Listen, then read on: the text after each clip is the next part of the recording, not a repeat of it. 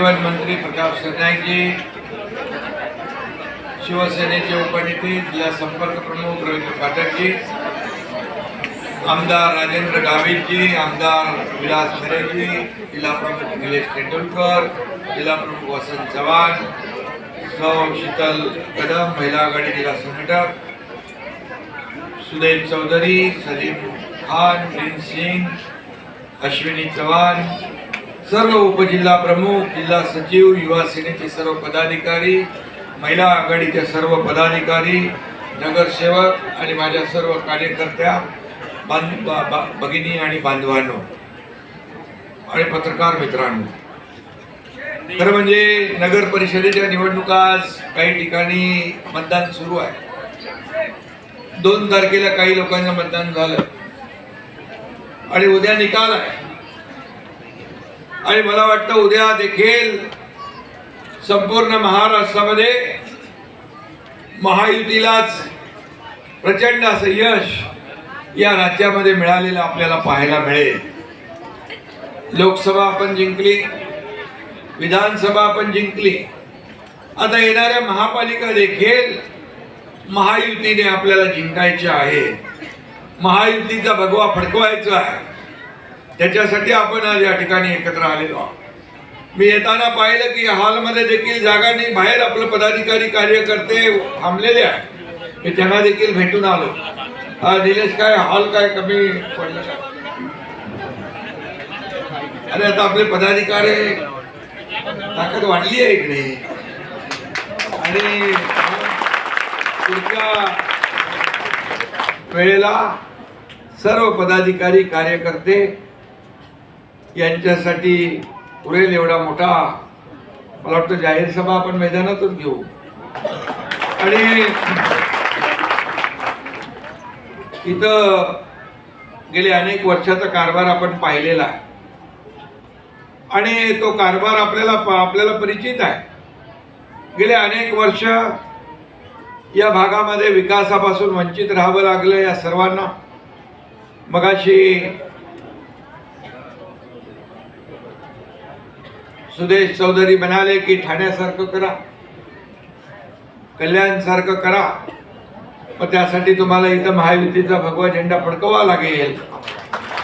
आणि जो विधानसभेमध्ये आपण फडकवलेला आहे, आता इथं खासदार महायुतीचा आहे, आमदारही सर्व मला वाटतं 5 महायुतीचे आहे.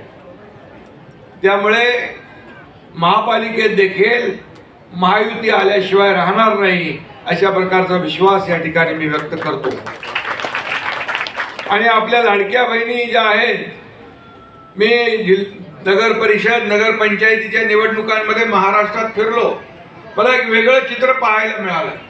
अगदी रात्री 10-10 वाजेपर्यंत अगदी सातारा, सांगली, कोल्हापूर, पश्चिम महाराष्ट्रामध्ये गेलो, उत्तर महाराष्ट्रात गेलो, विदर्भात गेलो. थंडीमध्ये देखील माझ्या लाडक्या बहिणींनी खुर्ची सोडली नव्हती, बसल्या होत्या, वाट पाहत होत्या. हा एक वेगळा अनुभव पाहायला मिळाला. आणि म्हणून लाडके भाऊ लाडक्या बहिणी यांनी संकल्प केलेला की येणाऱ्या महापालिकेच्या निवडणुकांमध्ये आपल्याला भगवा फडकवायचा. आणि म्हणून या ठिकाणी ज्या लाडक्या बहिणी उपस्थित आहेत, सगळ्या जातीपातीच्या आहेत. दर महिन्याची ओवाळणी आपली चालू आहे का? भेटते. आणि हे परमनंट आहे.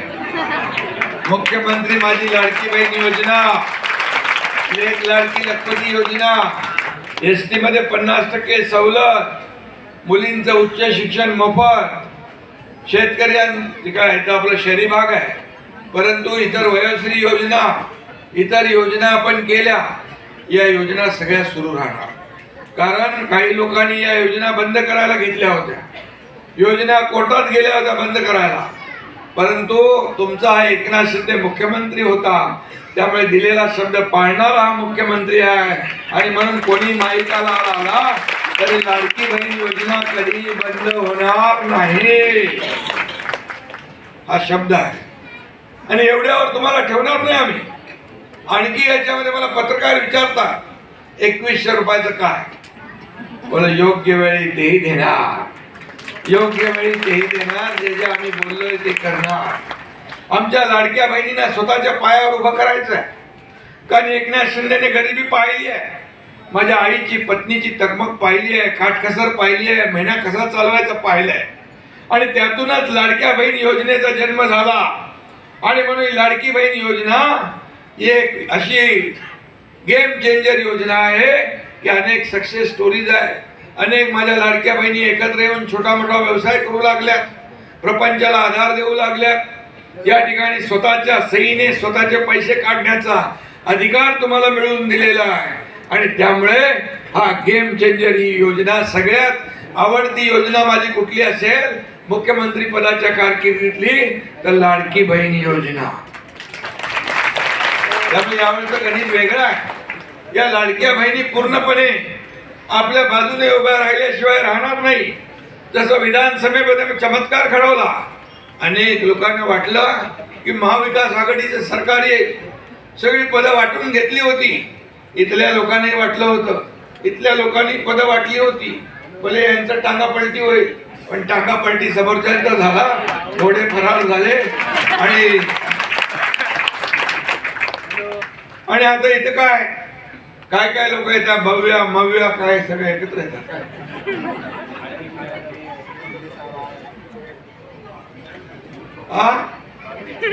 नाही, म्हणून मी आपल्याला सांगतो, नगरपालिकेमध्ये कोणीच दिसत नव्हते, विरोधकच नव्हते, महाविकास आघाडीच दिसली नाही, आम्हीच फिरत होतो सगळीकडे. आणि मग त्यावेळेस त्यांनी तर पराभव स्वीकार केलेला. या महाराष्ट्रामध्ये कुठेही प्रचाराला नाही, कार्यकर्ते वाऱ्यावर सोडून दिले होते, कार्यकर्त्यांच्या मागं कोणी नाही.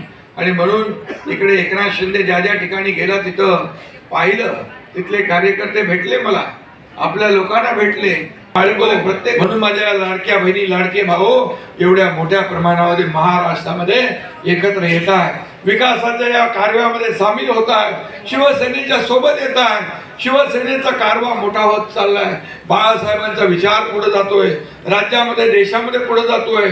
आणि म्हणून आपल्या सर्व कार्यकर्त्यांना मनापासून मी शुभेच्छा देतो. आपल्याला एवढंच लक्षात ठेवा की आपण आज शपथ घेऊया, शाखा शाखांमधून विजयाचा रणशिंग फुंकूया.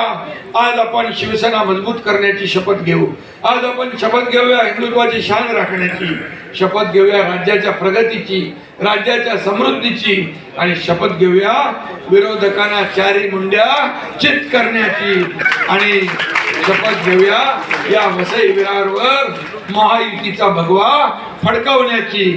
धन्यवाद. जय हिंद, जय महाराष्ट्र.